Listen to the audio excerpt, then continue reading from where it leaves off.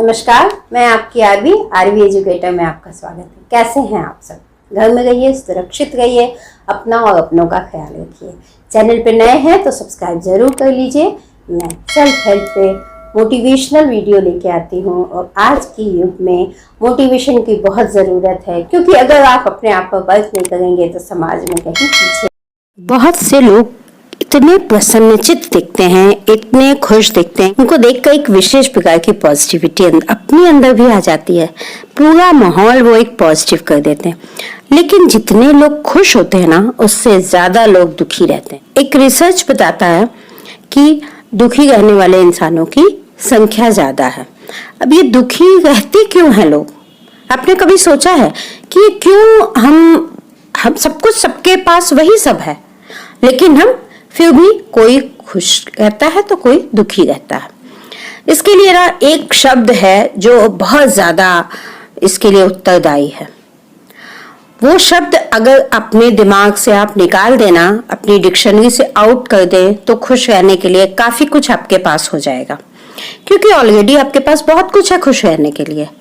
तो लेकिन वो एक शब्द है जो आपको बार बार दुखी करने के लिए पर्याप्त रूप से मौका देता है। अब आप सोचिएगा कि वो शब्द कौन सा है। जब आप उस शब्द को जानेंगे तो आप ये कह सकते हैं कि ये शब्द तो हमें आगे बढ़ने का भी मौका देता है। हाँ, लेकिन उन लोगों को जो लोग पॉजिटिव रहना जानते हैं, जो लोग संतुष्ट रहना जानते हैं, उन लोगों को नहीं जो इसका निगेटिव सेंस लेते हैं। आइए, अगर आप उस शब्द को जानना चाहते हैं तो देखिए कौन सा शब्द है। वह शब्द है कंपैरिजन, तुलना। आप जरूर इस बात को मानेंगे कि हमको अपनी डिक्शनरी से तुलना शब्द निकाल देना चाहिए। अगर हम इस कंपैरिजन वर्ड को निकाल देना, हम अपने आप ही खुश रहने के लिए अपने आप को कारण दे देंगे। देखिए, दुखी होने के लिए यही एक शब्द होता है जो हमें कारण देता है। चलिए एग्जाम्पल से शुरू करते हैं। सबसे पहले अपने ऊपर एकदम साधारण सा एग्जाम्पल लेते हैं।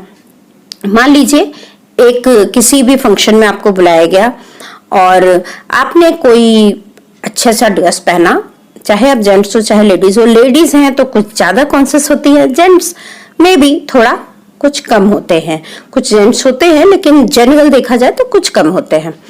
अब होता क्या है, आप जाते हैं अपने हिसाब से बेस्ट पहन के, बेस्ट वहां के हिसाब से आपको जो समझ में आता है वो आप करके जाते हैं। वहां जाने पे आपको अगर ये फील होता है कि नहीं, पार्टी तो कुछ ज्यादा भव्य है, या और लोगों का ड्रेसअप सेंस काफी अच्छा लग रहा है, किसी की बहुत बड़ाई की जा रही है, उसके ड्रेस के लिए कोई बहुत अच्छा लग रहा है, तो आपको एक कंपैरिजन आता है अपने मन में कि मेरी ड्रेस उस तरह से नहीं है।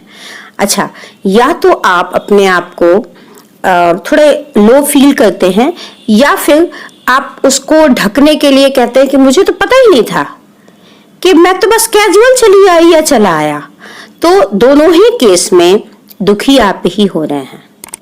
जबकि ठीक है ना, जिसकी पार्टी है, जिसको इच्छा है, वो उस हिसाब से है। आपको जैसी इच्छा हुई आप अपनी इच्छा का सम्मान कीजिए ना। आपका जो मन हुआ, आपके पास जो ड्रेस था, आप उसका सम्मान कीजिए। ऐसा तो नहीं कि आप कुछ भी खराब सा फटा पुराना पहन के गए हैं। नहीं, आप भी अपना बेस्ट दे रहे हैं ना।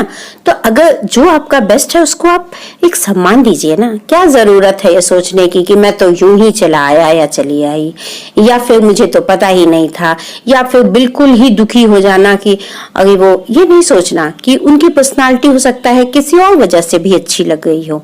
ये ठीक है, उनका उसी में दिमाग चलता हो, लेकिन हमारा मन इस तरह से दुखी हो जाता है। तो सबसे पहला पॉइंट तो ये है कि किसी भी ओकेजन पे कपड़े की तुलना बिल्कुल ना करें। जेवर, एसेसरीज बिल्कुल भी ना करें। अपना अपना ड्रेसिंग सेंस होता है, अपना अपना ड्रेस पहनने में कंफर्टेबल होता है, उसके हिसाब से सब लोग ड्रेसअप होते हैं और सब लोग कंफर्टेबल अपना खोजते हैं।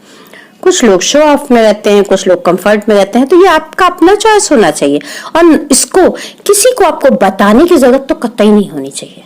अगर आपको बताने की जरूरत पड़ी, इट मीन्स आप लो फील कर रहे हैं, ये ठीक नहीं है। तो यहाँ कंपैरिजन आपको समझ में आया, दुखी करने के लिए पर्याप्त है।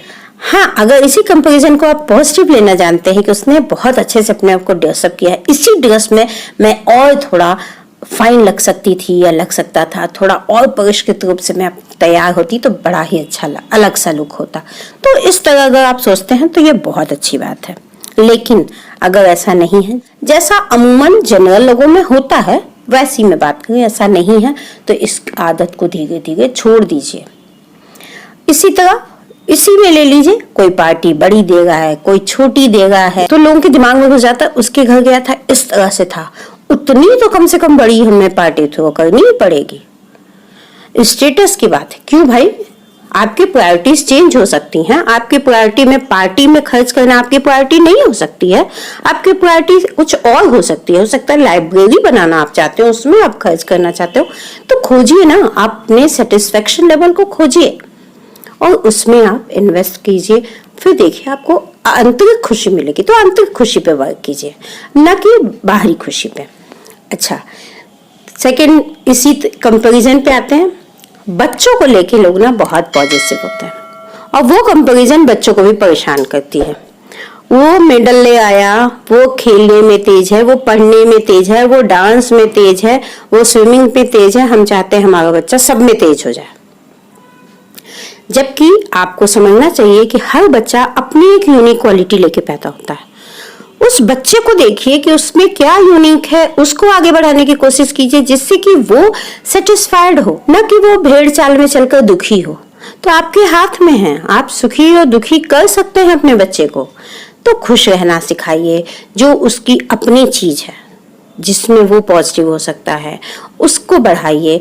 किसी को आपको आंसर करने की जरूरत नहीं है कि क्यों वो पढ़ने में कमजोर है, क्यों वो खेलने में कमजोर है, क्यों वो ड्राइंग में कमजोर है। नहीं, वो उसकी चॉइस होनी चाहिए, न कि दिखावा की और कंपैरिजन की।